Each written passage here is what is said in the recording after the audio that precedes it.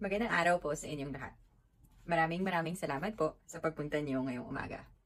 Ang iba po sa inyo ay narinig na ang kwentong ito, pero ngayon ko lang po siya ikukwento ng buong buo. Pangako, sa dulo, sasabihin ko sa inyo ang sagot na pinakahihintay niyo. Ang kwentong ito ay nagsisimula sa 4 na cake. Higit 2 taon na ang nakalilipas, noong ika-69 na kaarawan ng tatay ko, ay nakatanggap kami ng regalo. Binigyan siya ng kaibigan niya ng 4 na cake. Malayo ang binyahe namin upang sunduin ang mga cake na regalo sa kanya. Kaya noong pauwi kami ay tinanong ko siya kung saan sila nagkakilala. Ang sagot niya sa akin ay nagkakilala sila sa Nellie E. Brown. Tinanong ko kung sino si Nellie E. Brown. At sabi ng tatay ko sa akin ay hindi niya alam kung sino yun. Pareho kami researcher ng tatay ko, kaya ang susunod naming ginawa ay nagtanong sa iba. Tinanong ng tatay ko ang kanyang mga kapatid at tinanong naman nila ang kanilang mga kaibigan. Walang nakakaalam. Nagpatulong naman ako sa 2 kong kaibigan, si Peg at si Rachel, at sabay naming sinubukang hanapin si Nellie E. Brown sa internet. Hindi namin maikonekta ang mga Nellie sa Google sa Olongapo. Wala rin. Naghanap ang tatay ko sa Facebook at nakapag-message siya kay Madam Pines, ang dating principal ng Nellie E. Brown. Pinadala niya sa amin ang history ng eskwelahan. Nakasulat doon na si Nellie ay dating Peace Corps volunteer na nagtatag ng eskwelahan. Kala namin ay tapos na kami sa paghahanap. Hanggang sa napansin namin na wala pa ang Peace Corps noong itinatag ang Nebes.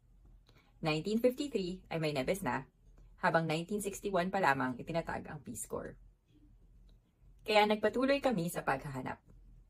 Pumunta kami sa library ng Olongapo, sa base, sa City Hall at sa Nebes, at paulit-ulit naming tinanong kung meron ba silang kahit anong impormasyon tungkol sa pagsisimula ng eskwelahan. Nagtanong kami sa mga eskwelahan tulad ng Ateneo at UP, sa National Library, sa National Archives, at sa mga library at archives sa Amerika kung saan maaaring napunta ang mga papeles na may laman ng sagot. Dahil sa pagiging dating naval base ng Amerika ng Olongapo. Nag-contact kami sa iba't ibang mga retiradong tauhan ng gobyerno at opisyal ng Navy. At pati na rin ang mga historiador para itanong kung sino ba si Nellie E. Brown. At nang di namamalayan, napansin naming halos 2 taon na rin pala kaming naghahanap. Sa loob ng 2 taong paghahanap ay nakasama ko ang aking pamilya at mas lalo ko rin silang nakilala. Ang tatay ko at ang kanyang mga kapatid ay graduate sa eskwelahang ito 6 na dekada na ang nakalipas. Ang lola ko ay nagturo sa Nebes mula 1955 hanggang 1958. Pumanaw siya noong 1964, pero dahil sa sinubukan kong hanapin kung sino si Nellie E. Brown at sa mga gamit at dokumentong naiwan niya, ay nakilala ko siya. Nakilala ko rin si Joe Clark at ang mga lolo't lola ng Olongapo Historical Society na nagbahagi sa akin ng mga naaalala nila tungkol sa lolo't lola ko at pati na rin sa paglaki nila sa Olongapo. At sa lahat ng pagkukwentong iyon, ay natutunan kong ikonekta ang aking pansariling kasaysayan sa kasaysayan ng Olongapo at pati na rin ng mundo. Lahat ng iyon ay nangyari habang patuloy kong tinatanong, sino nga ba si Nellie E. Brown? Bakit may eskwelahan na sa kanya nakapangalan? At bakit walang nakakaalala kung sino siya? Noong Agosto 2023, paunti ng paunti ang naiisip naming paraan upang mahanap ang sagot.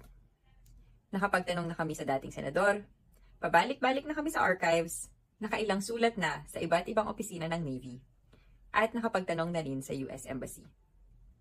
Sabi namin, kung wala pa rin pag naubos na natin ang mga posibilidad sa listahan, ay susulat na lang kami sa opisina ng Presidente ng Amerika, at kung wala pa rin ay magpapahinga muna kami sa paghanap. Pero hindi na kami umabot doon. Dahil pagkatapos ng ilang pabalik-balik na email sa National Archives ng Amerika, ay sinabi sa amin na subukang tingnan ang Ancestry.com, isang online database. Nag-sign up ako doon at kalakip na aking libreng trial ay access din para sa Newspapers.com, isa namang koleksyon ng mga dyaryo mula sa iba't ibang lugar at sa matagal na panahon. Bagong gising ako noon at di ko naman inisip na mahahanap ko ang sagot. Pero pagka-type ko ng Nellie E. Brown Elementary School, ay lumabas ang isang artikulo mula sa Bangor Daily News, isang periodiko sa syudad ng Bangor sa Maine na estado ng Amerika. Ang artikulo ay tungkol sa isang kapitan ng Navy, si Captain Roger Brown Nickerson, tubong Bangor, Maine. Umuwi siya sa kanilang lugar para sa isang assignment at nagsulat ang periodiko tungkol sa kanyang mga nagawa bilang kapitan ng Navy. Sa bandang dulo ng artikulo, nakasulat na magabat matagal na siyang hindi nakakauwi sa kanila, ay hindi niya nakalimutan ang Bangor. Dahil noong nasa Pilipinas siya, bilang commander ng Naval Base ng Subic noong 1952 hanggang 1953, ay nakapagtatag siya ng eskwelahan. At ito ay ipinangalan niya sa kanyang kindergarten teacher noong siya ay nasa Bangor. Ang pangalan ng kanyang teacher sa kinder ay Nellie E. Brown. Sa hinaba-haba ng adventure, ay nahanap din si Nellie. Si Nellie E. Brown ay isang guro na nagtaguyod at naging supervisor ng ilang mga kindergarten sa Bangor. Pinanganak siya noong June 9, 1865 sa Enfield, Massachusetts.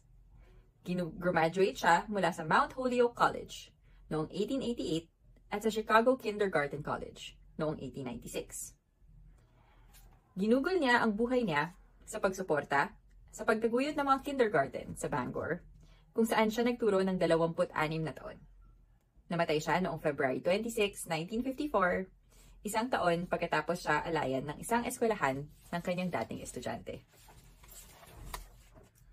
Tulad sa mga guro ng Nellie E. Brown Elementary School, si Nellie pala ay isang guro din. Isang guro na nakapag-iwan ng tatak sa kanyang mga estudyante, kaya noong naging commander na ng Navy ang isang estudyante niya, ay naisipan niyang ipangalan ang eskwelahan sa kanyang teacher.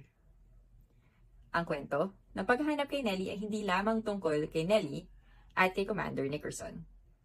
Sa aming paglalakbay sa paghahanap kay Nellie E. Brown, ay nakilala namin ang totoong bumubuo ng komunidad na ito.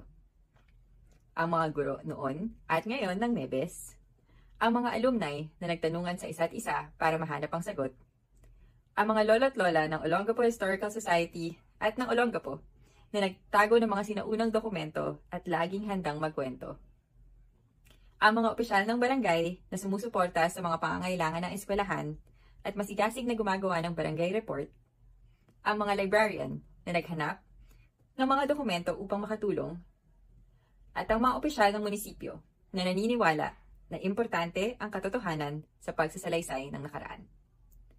At higit sa lahat, ang mga estudyanteng nag-isip, nagtanong, at bumuo ng mga libro tungkol sa kwento ng inyong sariling barangay.